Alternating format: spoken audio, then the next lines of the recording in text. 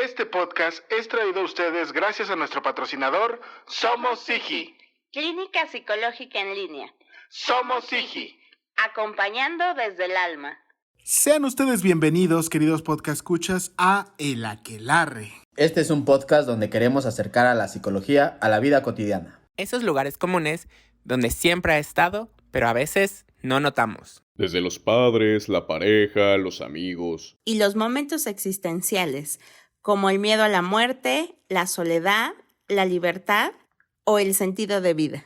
Y finalmente la escuela, el trabajo o la familia. Ante todas estas interrogantes, yo, Saúl Nieto, he convocado a una leal cruzada de amigos. Quienes juntos hablaremos, cuestionaremos y compartiremos nuestras experiencias de vida. A veces solo entre nosotros. En otras ocasiones con la grata compañía de colegas y especialistas en áreas donde la psicología es más visible. Y también donde no lo es tanto, pero que sin duda ahí se encuentra. Acompáñenos una vez más, querido podcast escucha, a El Aquelarre. Una pizca de psicología a la medianoche.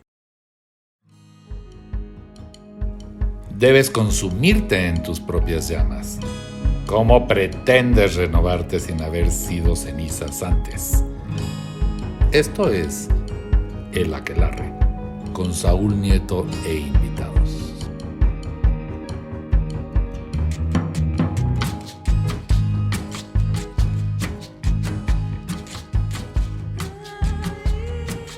¡Libertad! ¡Libertad! ¡Hoy se acaba la tiranía! ¡Libertad! ¡Libertad! ¡Hoy se acaba la tiranía! Sea usted bienvenido, querido podcast escucha.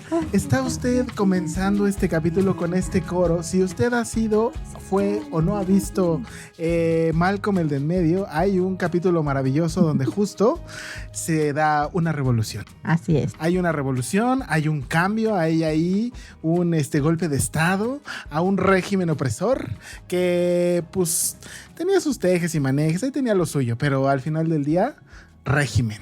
Opresión ahí. Por eso, además, comprendiendo del título de este capítulo, nos pareció más que adecuado el comenzar en este podcast, en el mejor podcast de psicología que usted puede escuchar, que puede encontrar y que está siendo compartido copiosamente en diferentes plataformas y de persona a persona. Porque es verdad, ya hemos cruzado el charco, hemos llegado hasta Medio Oriente con estos saberes que normalmente solo suelen contenerse, a veces en un espacio geográfico muy chiquito, pero ya, gracias al internet, estamos cada vez más lejos. Como en todas las ocasiones no me encuentro solo, ya cantaba coro conmigo la vocecita cantarina de la vieja conocida y la conocida vieja de la bruja piruja de la maestra Ivette Estrada. ¿Qué onda, maestra? ¿Cómo estás? Bien revolucionaria, camarada. Camarada, híjole. No, Se nota el hype de venir de ver Anastasia. Y aunque no nos están pagando por esto, por favor, váyala a ver. Así váyala a ver. Yo chillé, yo lloré, sufrí, me enojé y heme aquí. La maestra incluso está grabando con su gorra del musical. Exacto.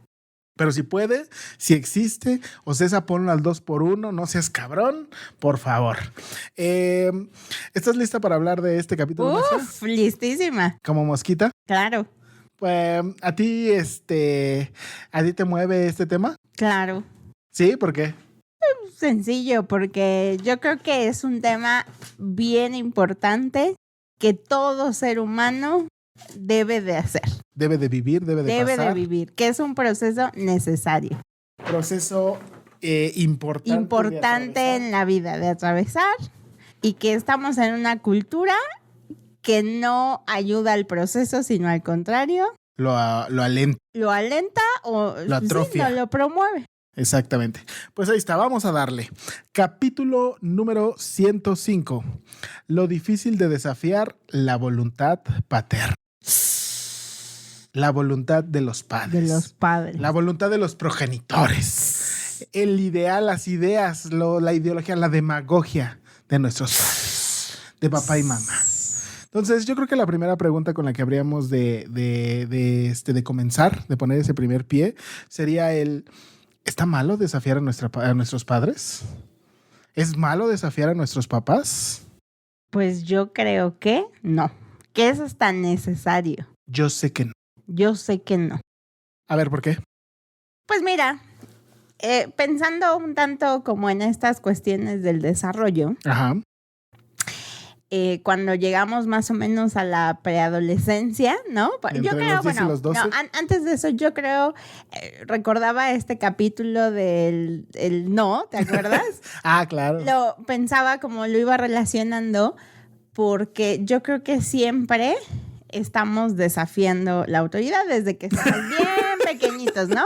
Cuando aprendemos, decíamos esa vez, cuando aprendemos a decir que no, y que una de las primeras cosas que aprendemos a hacer es a negarnos. Claro. Y entonces, bueno, siguiendo como este proceso de desarrollo, más o menos por ahí, o sea, constantemente a lo mejor vamos desafiando, vamos negando a hacer ciertas cosas, pero bueno, en cierta edad los padres tienen mayor poder, control y podemos ser más obedientes.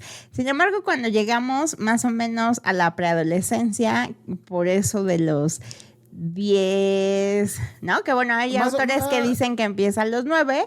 Ahí un poco empezamos a ver un cambio, ¿no? En los hijos, que ya no puedo controlar tanto. La cuestión es cuando llegamos a la adolescencia y entonces ahí viene la rebeldía. A partir de los 12. Exacto, empieza la rebeldía, es donde los chamacos se salen del huacal, ¿no? Híjole. Y empieza a ser un pain in the ass. Híjole, por si mano.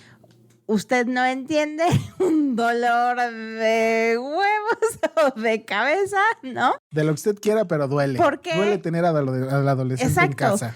Porque ahí empieza el proceso de la rebeldía. Empezamos a cuestionar, no sé, yo me acuerdo, cuestionar a veces, muchas veces quizás yo no lo expresaba, pero yo sí me preguntaba como, ¿y por qué yo tengo que hacer esto? ¿Por qué no lo hace mi hermano? ¿O por qué? Y él, yo me acuerdo eso que ahora lo reconozco y respeto mucho. Yo antes la veía como, ay, ¿cómo es que está diciendo eso? Y desobedeciendo. Yo creo que algo que yo respeto ya viendo, ¿no? A la distancia. Pasado. Exacto, a la distancia. Esa mirada es que él retrospectiva. Sí lo ponía sobre la mesa. Y claro, como adolescentes no lo vamos a poner de la mejor forma, a lo mejor de manera asertiva y demás. Y yo recuerdo como ser reprimido, ¿no? En el sentido en el que porque generaba como discusión, porque cómo es posible esto, ¿no? O, esas ideas transgresoras. exacto, entonces yo creo que es un proceso que solito viene, porque yo creo que es un proceso que solito viene, que es parte del crecimiento de cualquier ser humano y que, pues bueno, nos va a ayudar a irnos diferenciando, ¿no? Que yo no soy una extensión de ti, soy alguien totalmente distinto. Pues creo que en algún momento lo decía Julieta, Julie, cuando hablábamos un poco acerca del análisis transaccional. Exacto. Y ella nos compartía que a partir de los entre los 0 y los 12 años, es difícil que nosotros logremos tener la capacidad de comparar desde nuestra perspectiva con lo que sucede en el mundo. La siguiente semana nuestra invitada nos ayudará a entender muchas cosas al respecto del pensamiento, pero a través de ello es que también, o sea, la rebeldía no se ve como tan marcada como a lo mejor se nota y se siente durante la adolescencia, porque entonces ahora sí empiezo a tener una capacidad de comparación, de análisis más compleja, en donde ahora sí a lo mejor cuando me dices lava los trastes y siempre los he lavado, de repente volteo a ver a mi carnal y lo veo ahí echadote y digo yo como de ¿qué pasó? ¿Qué pasó ahí? O más aún, o sea, cosas como más complejas, o sea, a mí lamentablemente ya me sucede que la música de la chaviza, de los jóvenes más jóvenes de 20 para abajo, de repente ya no me parece la música como más adecuada. Ya mis canciones ya entran en viejitas. Híjole. Yo me acuerdo que cuando estaba escuincle, los oldies, lo que normalmente encontrábamos en Universal Stereo, que eran las viejitas, o sea, eran canciones de 20, 25 años. Ahora ya las mías ya también algunas son de 20, 25 años. Los hits que yo escuchaba a los 2000 ya tienen 20 años de antigüedad. Entonces, hasta esa parte, o sea, es que tu música ¿Qué clase de música escuchas? O sea, ¿o por qué te vistes como te vistes? A mí me tocó la época de los emos. Ah, sí. ¿Y tú fuiste emo? Lamentablemente no. Me gustaba, me gustaba y compartía los ideales de los emos. Ah, sí. Pero no era emo. O sea, hablando de desafiar la voluntad paterna, yo creo que a mi papá jamás le hubiera gustado que yo me hubiese dejado el cabello de esa manera. Sí, tapándote la mitad de la cara. Pintarme los ojos y entonces ser un ser oscuro y depresivo. No, pues no. Me lo hubiera quitado a gritos, ¿verdad? Entonces, creo que desde ahí comienzan a ser algunas de las primeras pautas que dentro de lo que pudiésemos decir adolescencia es normal. Porque también es el entender nosotros como jóvenes que seguimos sin poder comprender muy bien si lo que estamos haciendo es saludable o no para nosotros.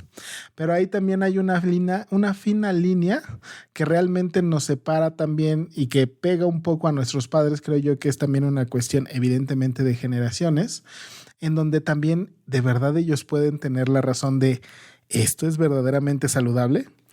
Creo que comenzamos a rayar más en la cuestión de, en lugar de pensar, creo que en qué tan saludable es o no, nuestros padres a veces comienzan a caer en el es correcto o no es correcto. Sí. Y es que, fíjate, es que me remite como mucho a la cultura, ¿no? Y pensando, hay un libro bien interesante que si todos pudiésemos leer sería maravilloso, que se llama Etnopsicología del Mexicano. A ver, espérate. ¿Qué es etnopsicología? ¿Qué es la etnología?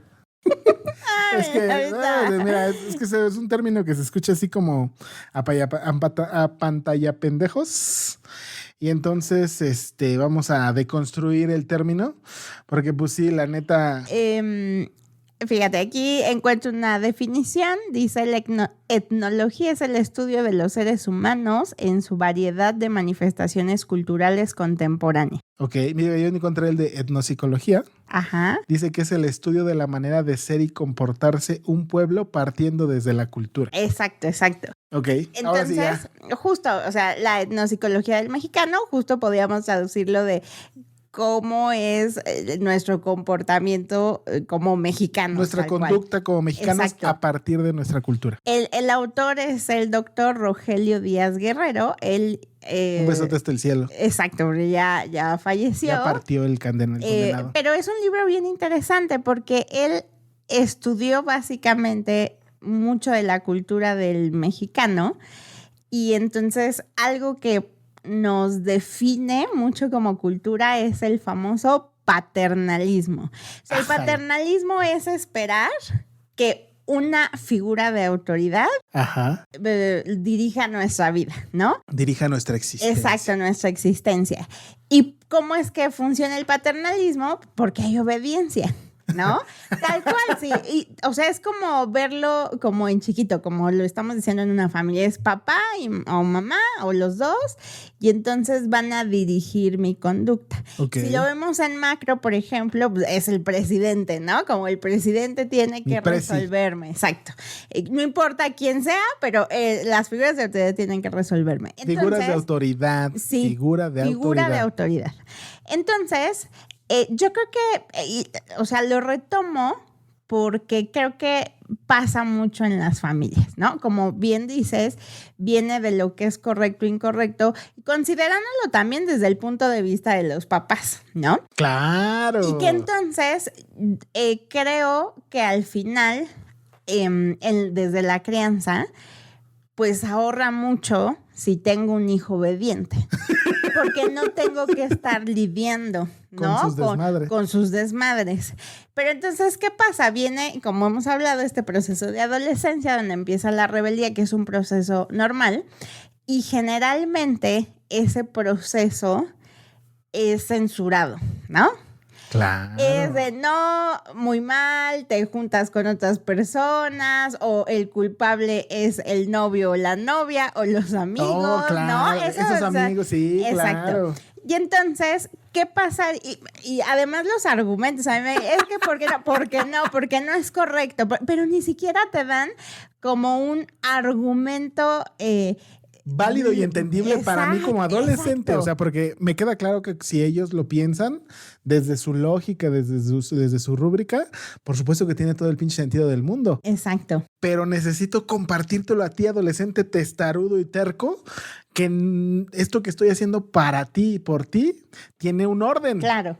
Pero aunque como adolescentes no se va a entender, o sea, generalmente no entendemos. Yo les digo a los papás de los adolescentes con los que trabajo y con los que hace muchos años yo trabajaba con adolescentes, okay. Era mi mayor población en consulta, y que yo les decía es que la retribución o ver, no retribución, sino ver el trabajo de crianza que se ha hecho, realmente los frutos los vamos a ver cuando los hijos son adultos, porque quieren que el hijo entienda o que se centre en la escuela porque le nazca al adolescente que claro, mira, esto es lo que más me conviene, más que querer irme a la fiesta con los amigos, no, me conviene quedarme a estudiar para el examen. Y ese es el tema, los papás quieren que los hijos lo vivan así, como adolescentes no se va a entender así, pero que si se hace una crianza no desde ahorrarme el tiempo, porque además estos argumentos de ¿y por qué no? Porque lo digo yo, ¿no? Esa gran y maravillosa escena de Matilde donde le dice, yo estoy bien, tú estás mal, yo estoy grande, tú pequeña, yo soy listo, tú tonta. Así es. Creo que engloba mucho del malestar. De hecho, por eso existe Matilde, o sea, claro. Un poco desde esa parte. Claro. Que no todos los padres saben ser muy buenos padres. Exacto, y que entonces te decía que creo que el paternalismo y la obediencia viene muy bien porque ahorra mucho trabajo, ¿no? De hacer, de lidiar con, a ver cómo le explico, quizás no lo va a entender, pero que sepa que es por ahí, porque en algún momento lo va a entender y le va a caer el 20, ¿no? No, incluso yo sí pienso que los adolescentes sí lo entienden, solo que ponerlo en práctica y en sus propias palabras pues no es tan divertido.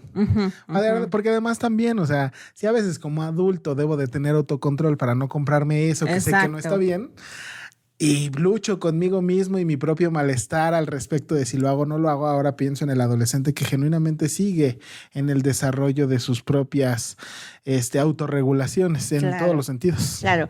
Y fíjate, pensando el por qué es importante desafiar, ¿no? La autoridad de padre, madre, cuidadores, etc., porque es algo, voy a utilizar el término técnico porque creo que es importante, nos autoafirma, o el término es autoafirmación. Okay. Es decir, tener esta capacidad de poder saber y vivirme desde ahí, que yo tengo la capacidad de pensar, de analizar y de decidir qué es lo que viene bien a mi vida. Claro, en el proceso de adolescencia, pues todavía también por cuestiones de desarrollo cerebral que hace que no pensemos, por ejemplo, tanto en las consecuencias y demás. O en los riesgos. En los riesgos también. Pues claro que sí podríamos cuestionar que a lo mejor las decisiones que quiere tomar él o la adolescente, pues no van a ser las mejores. Y no implica que se tiene que dejar así, sino yo creo que sería importante que aprendiéramos a cómo utilizar esa rebeldía y ese desafiar la autoridad para el beneficio. Un ejemplo. Encauzarlo, ¿no? Exacto, encauzarlo. Un ejemplo típico, la fiesta, que es bien lejos y que entonces el chavito quiere regresar a las 3 de la mañana, ¿no? Y los papás dicen, no, sí vas, pero yo voy por ti a más tardar a las 12. No, pero mira, yo quiero ir. Y generalmente, no, y si te parece, y si no, y di que te estoy dando permiso, te estoy dando para chanza. Ir. En lugar de eso, yo creo, o sea, es invitar al diálogo, o sea, preguntarle al adolescente, a ver, dime tus argumentos del por qué quieres. ¿El para qué? El por qué y para qué, bueno, regresar a las 3 de la mañana. Okay. No es porque pues se va a cumplir eso. La idea es el diálogo y llegar a acuerdos, porque cuando yo hago esa pregunta, estoy forzando al adolescente a que piense. a que le gire la ardilla, ¿no? Y que entonces, aunque el argumento diga, pues porque a las 3 de la mañana es cuando empieza el ambiente, ¿no? Y están todos mis amigos y va a estar más prendida la fiesta, ¿no? Pues yo podría como adulto decir, bueno, para mí ese no es un argumento, pero yo también decirle por qué me parece conveniente ir por él o ella a las 12 de la noche. Entonces, la idea del diálogo y de escuchar y preguntar es justo que empiece el adolescente a pensar, generar una capacidad de análisis y reflexión. Exacto. Porque ¿cuál va a ser el impacto más adelante? Que entonces crecemos siendo adultos, que analizamos, que pensamos, que comenzamos a saber medir riesgos, exacto, que entendemos que no se hace nada más por joder, que de verdad hay un trasfondo de las cosas. Exacto. Y que justo la autoafirmación es esa, la autoafirmación es saber lo que quiero, por qué quiero eso, lo que me conviene, lo que no. Y porque no sé, a ti, o sea, a todos los colegas van a estar de acuerdo conmigo. ¿Cuántas veces no nos ha tocado trabajar con adultos, o sea, ni siquiera adolescentes, adultos, ya que por edad uno pensaría que tiene claridad que quiere en la vida, que sabe elegir pareja, ¿no? Todo eso. Y que entonces te llegan a consulta y yo de pronto hago de pronto este ejercicio de quizás cierro un instante los ojos y solo escuchando el discurso parece que tengo un adolescente en sesión. Sí, nos quedamos ahí. Y ya abres los ojos y tremenda barbota, ¿no? Que de pronto tiene, o ya con este ganas, peludote, ¿sí? ¿quién es? Exacto. Sí, ese es el impacto y lo importante de desafiar la autoridad. Es que incluso, tal cual como lo dices al respecto de esta autoafirmación, tiene que ver con la manera también en la que yo me voy a ir desenvolviendo espacios más adelante. A veces pareciera que uno no siente que haya efectos negativos a largo plazo, porque hablando de lo que es diferente entre la posibilidad de lo saludable y lo correcto, ¿qué pasaría si a mí todo el tiempo me están filtrando mis papás a partir de su visión específica de las cosas, el mundo? Al nivel en donde a determinada edad yo no puedo hacer algo si no les pregunto si me dan permiso. O sea, yo no sé cómo lo vivieras tú. Ajá, yo no sé cómo. Correcto, incorrecto. Sí, yo no sé cómo lo vivieras tú. Estas son como de esas cosas porque yo hacía lo correcto. O sea, yo me construí, me desarrollé a partir de lo correcto. O sea, tenía 24 años y de repente todavía pedía permiso para ciertas cosas. Yo no sé cómo funcionan determinadas familias. De repente me doy cuenta y ahora yo insto a mis pacientes de repente de esas edades que es como de, güey, no pides permiso. Avisa. O sea, más aún si ya trabajas, si cumples con lo mínimo necesario requerido para... Porque también creo que nosotros tenemos que aprender a enseñar a nuestros papás a que ellos ya no pueden tener todo el control de las cosas. A que aunque es cierto que tienen una sabiduría y una sapiencia más allá de cualquier grado académico, tienen esta jiribilla de vida, ¿cómo dicen? Esta escuela de vida. También es como el enseñarles que nosotros también vamos adquiriendo esas experiencias. De hecho, creo que me parece que en el momento en el que a veces no somos tan desafiantes hacia nuestros padres, nos perdemos de ciertas experiencias que nos permiten descubrir cosas de nosotros mismos. Claro. O sea, imagínate que mis papás toda la vida van por mí a la escuela, incluso hasta la universidad, y jamás digo qué bueno y qué bendición que no me haya tenido que tener que subirme al metro, pero entonces de repente necesito subirme al metro y me aterra a mis 20 años. O sea, qué bueno y qué chido si sería que me dieran un carro y que entonces no hay pedo. Pero incluso hasta yo lo pienso así.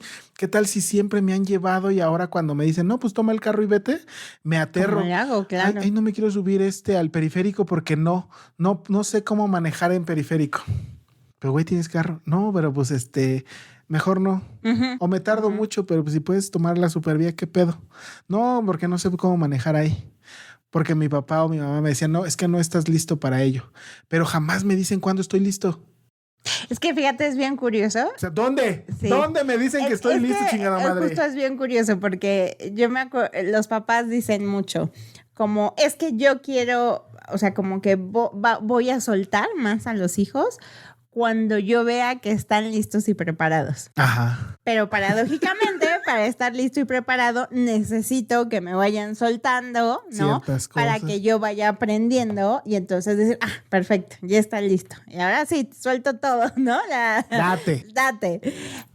Pero entonces no lo hago porque no lo veo preparado y le voy a permitir hasta que lo vea preparado. Y que fíjate un poco, yo lo pienso así. Yo creo que son varias cosas. Parte quizás es esta gana de que los hijos no pasemos por momentos complicados, o sea, a veces como ese los que amor, pasaron nuestros padres. exacto, Pues sí. que creo que al final viene desde ahí, ¿no? Como Sí, no, yo sin la duda. pasé de tal forma, tal vez no la pasé tan lindo y no quiero que mi hijo la pase mal y que hasta lo podría ver desde ahí como un gran acto de amor, ¿no? Ajá. Pero también Hay una ese advertencia amor, en este cuento.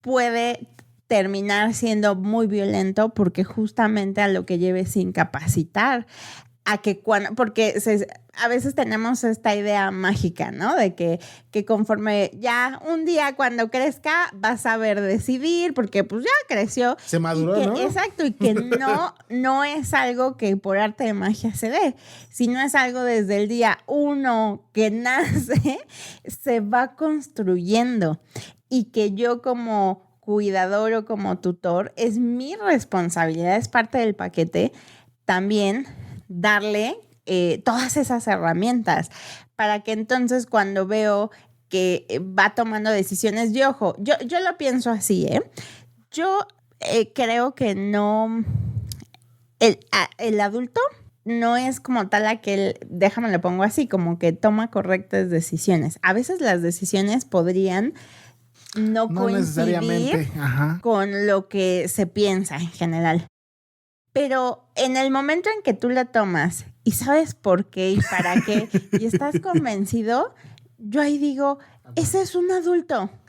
Aunque diga, sí, yo me quiero gastar mi pinche quincena en esto y sé que no voy a comer o voy a comer puro atún, o bueno, la tuya también está carísimo, pero bueno, pura sopa Maruchan, ¿no?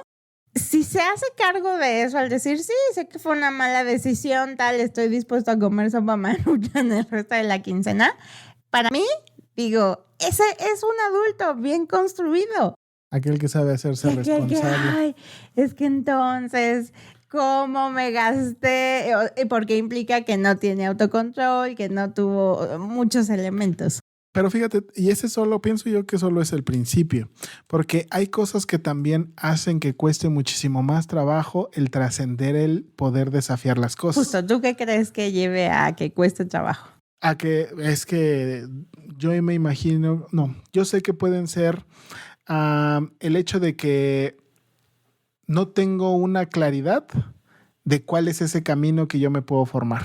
O sea, yo hoy descubro que a veces necesito la inspiración de otros. Ok. Para entender la inspiración. Ajá. La inspiración de otros para entender que la forma en la que puedo llegar a algo es más allá de lo que me dicen mis papás. Ok. Pero no significa que va a ser como esas personas Sí, de las claro. cuales me estoy inspirando. Y eso solo lo puedo adquirir a través de la experiencia. Algo en lo que yo me aviente a hacer. A veces uno quisiera que fuera lo más medido posible. Yo de repente vivo cosas y se los digo a mis pacientes. A veces uno quiere que aprender ciertas cosas no tengan que ser de la manera en la que de repente suceden. Pero mira, pues ya las aprendimos y chinga su madre. Pero, por ejemplo, hay cosas que pueden ser más complejas para desafiar. Una de ellas, me imagino, vivo o vengo de una familia en donde todos son de determinada carrera profesional. Ujú. Y ellos tienen la razón de mi devenir futuro. La parte de la religión, o sea, la religión permea mucho también la cultura y las formas de pensar en mi familia. Entonces, fui a ver con mi esposa una película maravillosa, creo que tú también la viste, que se llamaba Lo que ellas hablan, que era de estas mujeres que se dan cuenta que sufren sí. abuso Sí. en su comunidad Amish, ¿no? Ujú. Y entonces dicen ellas, o nos vamos o nos quedamos. Sí. Ese es como el dilema Al ético, que se moral al que se enfrentan. A mí me parecía impactante cuando decían, ok, sí, es irnos, pero yo no conozco nada más allá de esto. ¿Cómo sé que desafiar estos preceptos que hemos venido heredando y construyendo a lo largo de la vida, de verdad no nos va, y ahí lo decían, no va a ser que Dios nos castigue? Ujú. ¿Cómo sé o cómo comienzo a aliviar la angustia o la tensión que me produce la idea que pueda Sí, tener ¿no? de que Dios, qué tal si yo no obedezco a mis padres, Dios me va a castigar? Ajá. O la existencia, o qué tal si lo que estoy haciendo no está bien o no es el camino seguro, no es el camino adecuado. A veces creo que por eso buscamos estas figuras. Yo pienso que en lugar de pensar en cómo inspirarnos, que nos validen. Ahí es donde pienso yo que hay un sesgo por ahí, pero eso es lo que lo vuelve difícil. ¿Qué tal si hay algunas cosas que me hacen temer a un castigo, Claro. a un fracaso, a un error? Y que entonces peor aún, y que a mí me parece, yo sé que esa es como una parte muy significativa, que me hagan tener que volver, entre comillas, al resguardo de mi núcleo familiar. Y fíjate, pensando como en lo que es complicado Ajá. y que creo que lo vas mencionando, pero lo quiero poner así como muy, muy puntual. Yo creo que parte de lo que hace difícil desafiar, ¿no? La Ajá. autoridad de los padres son estos sedimentos o constructos o introyectos, ¿no? Como o ideas que tenemos de lo que es ser un buen hijo, porque nuestra cultura va desde ahí. Sí, hablando Y, de esto, claro, de la etnopsicología. y que mucho tiene que ver con la... parte de mi proceso era el miedo a dejar de pertenecer al núcleo familiar. Es decir, volverme la oveja negra o que ya no me quisieran, Por favor, que haya más ejemplo, ovejas ¿no? negras. Es que sí, porque ahora lleva como también, perfecto, eso lo dijiste genial. ¿Qué tal si ya no me quieren? ¿Qué tal si ya no me quieren? Y yo lo pienso desde mi experiencia, pues eso no pasó. Pero sé que hay familias en las que sí pasan, que literalmente... Pero incluso, fíjate, hasta permíteme que te interrumpa así porque... Pero yo no sabía que no iba a pasar hasta que me di cuenta que no pasó. Exacto. O sea, sí, el tema es que hasta que no nos atrevemos a hacerlo, no sabemos realmente qué va a pasar. Y ahora que sí. eso es lo que genera, y que es lo que has dicho, ¿no? Lo que lo hace también complicado es la incertidumbre a la cual nos encontramos, no solo por ver si me dejan de querer o no, si dejo de pertenecer o no. Muchas veces también parte de mi proceso fue quizás sentir culpa, ¿no? Sentir culpa me voy a poner aquí, no sé si está escuchando a mi papá, un besote, pero por ejemplo, cuando yo me independicé, yo me acuerdo que él me decía, es que me abandonaste.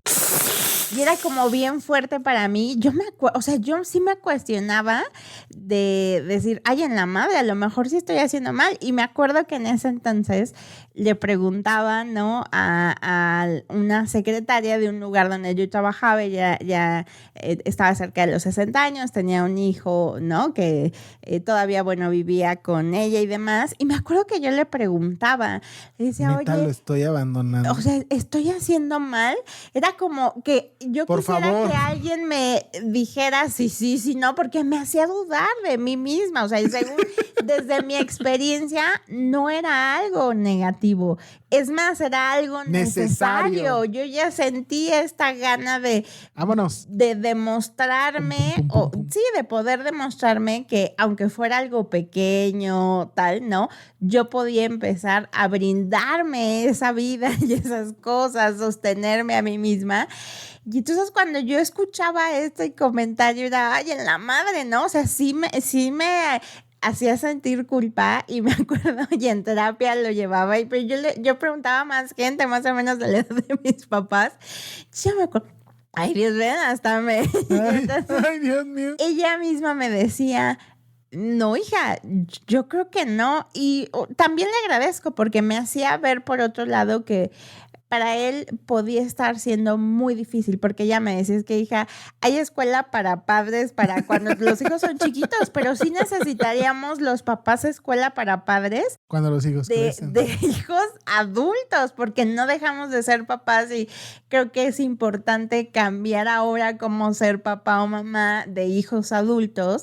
Y entonces yo recuerdo enfrentarme a eso sí con miedo, a dejar de pertenecer, a sentirme sola, Fíjate. a sentirme culpable de que yo estaba haciendo algo malo y que estaba abandonándolos, ¿no? Fíjate que a mí me pasa a lo mejor como lo contrario. O sea, yo creo que a mí que me costó siempre mucho trabajo, o me costaba un poco más de trabajo el como buscar esa pertenencia. Si algo les agradeceré y les reconoceré profundamente a mis papás es que en el momento en el que yo estuve listo para irme, nunca me detuvieron. O sea, me queda claro que les dolió y lamento esa parte, aunque es parte del ser padres.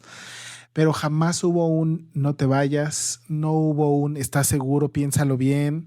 Fue como un, no sé, ahora tal vez hasta yo pienso, debí haber visto lo más seguro posible o lo más seguro porque nunca fue como un estás seguro, lo pensaste, fue como un si tú estás seguro, si esa es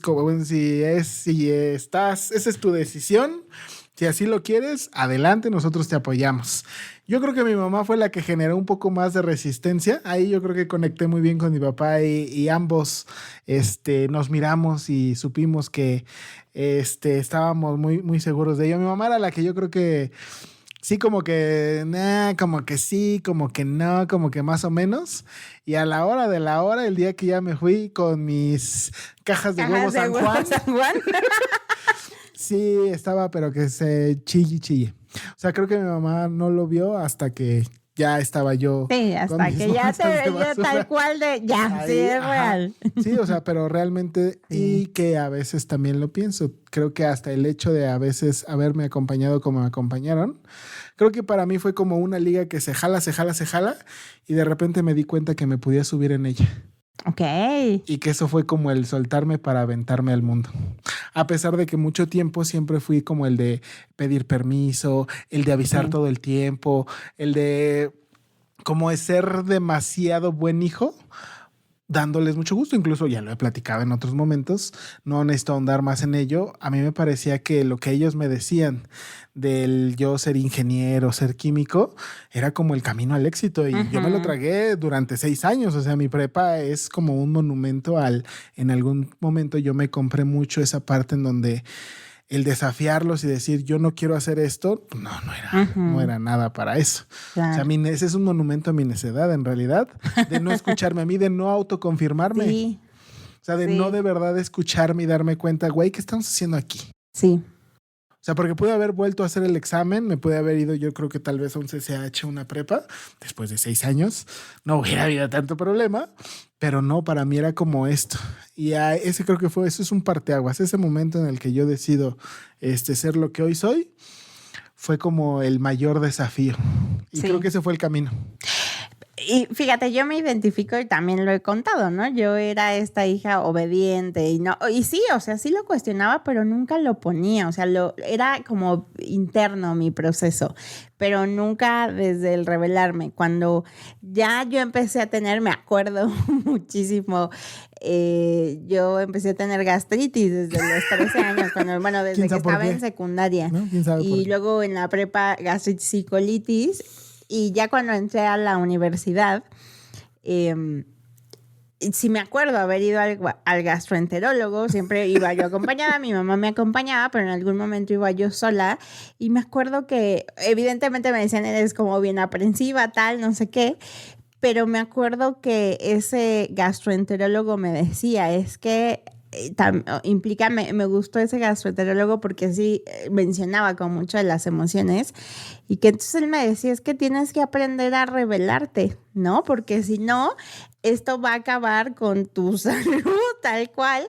Y entonces me acuerdo que ahí lo empecé. También coincidió que justo estaba yo en la carrera, empezando en la carrera, y yo creo que psicología es una carrera bien fuerte, bien bonita también, porque es bien padre ver, ¿no? Los temas y las teorías. Y creo que es inevitable como comparar, ¿no? Con tu historia, con ¿Qué tu chingado familia. está pasando aquí? Y que entonces yo me acuerdo que me empecé a revelar. Sé que para ellos pues quizás no fue tan lindo. Tan padre, pero me acuerdo que uno de mis primeros actos de rebeldía era, yo empecé a andar con una persona, o sea, de mis primeros novios y me llevaba 10 años, ¿no?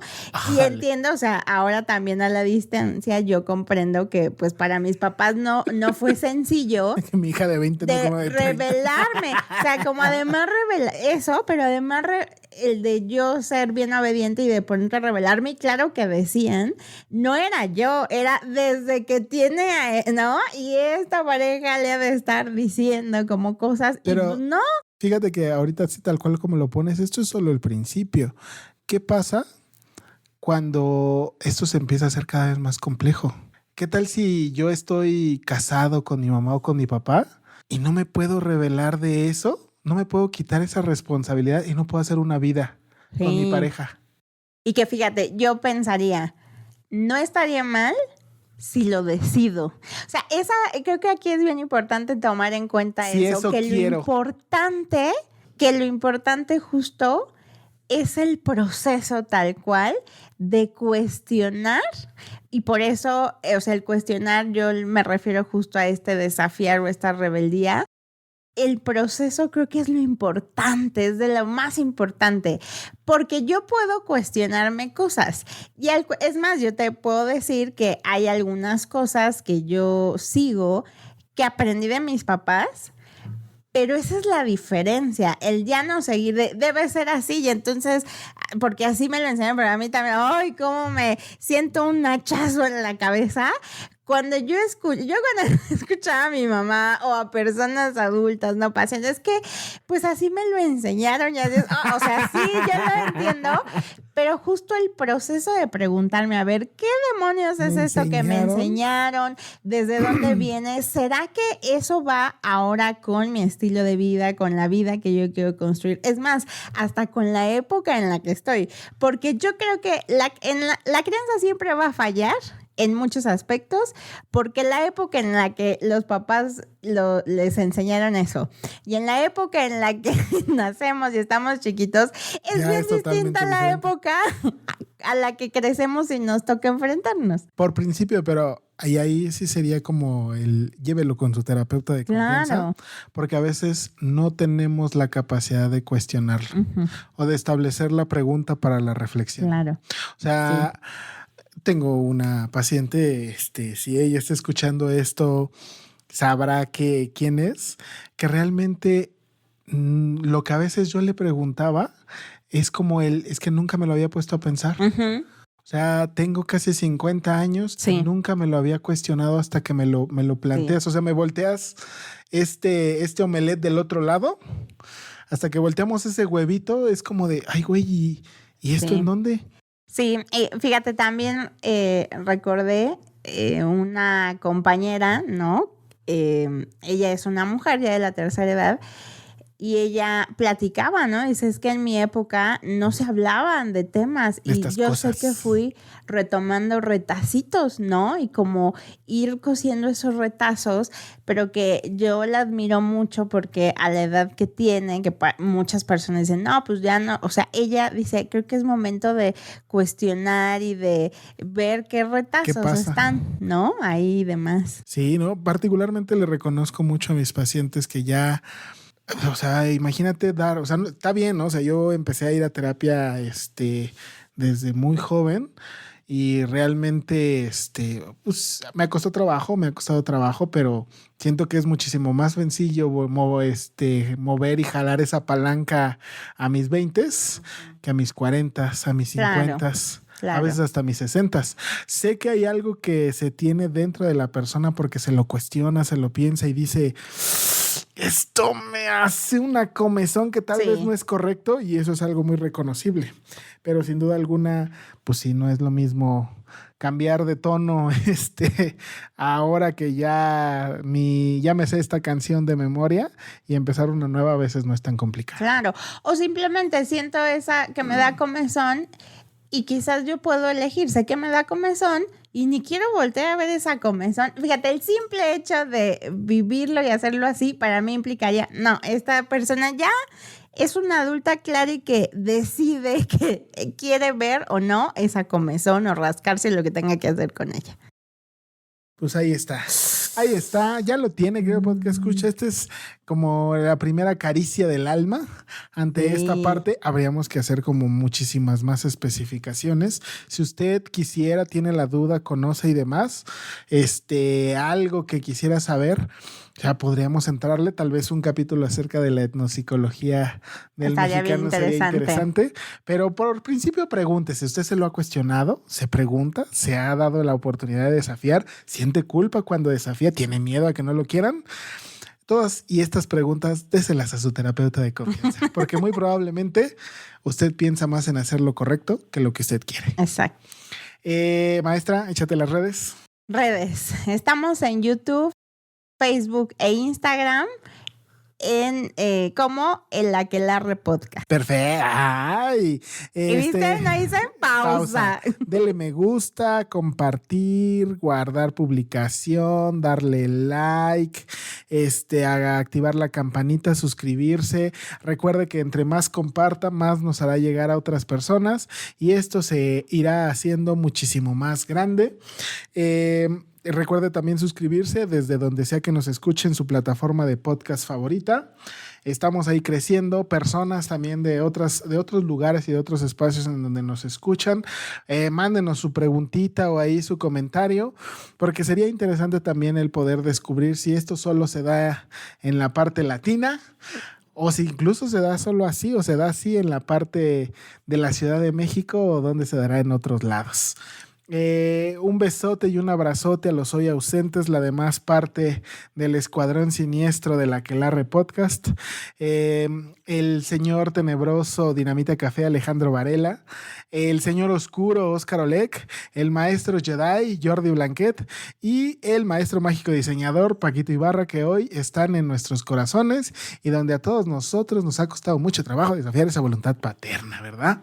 ¿Qué más? No, pues nada más, ¿verdad?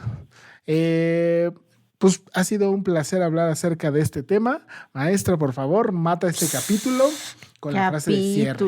Híjole. Fíjate, busqué varias. A ver, échale. Ahora estoy recordando algo que un filósofo decía que también me había caído perfecto, pero vamos a dejarlo para la segunda vuelta de este mismo bonito tema. El segundo sol. Exacto. De esto. Y bueno, la frase que elegí es: tu destino está en las mejores manos que existen, las tuyas. Anónimo, voy a decir porque no tiene aquí. Pues ahí está, ya lo tiene, querido podcast escucha, retome, asegúrese, diríjase y si tiene dudas de cómo desafiar, vaya y pida la ayuda adecuada. Un gusto estar aquí contigo, maestra. Igual, un gustazo. Nos estamos escuchando la próxima semana, ya sabe, a partir de la medianoche. Hasta la próxima. Adiós.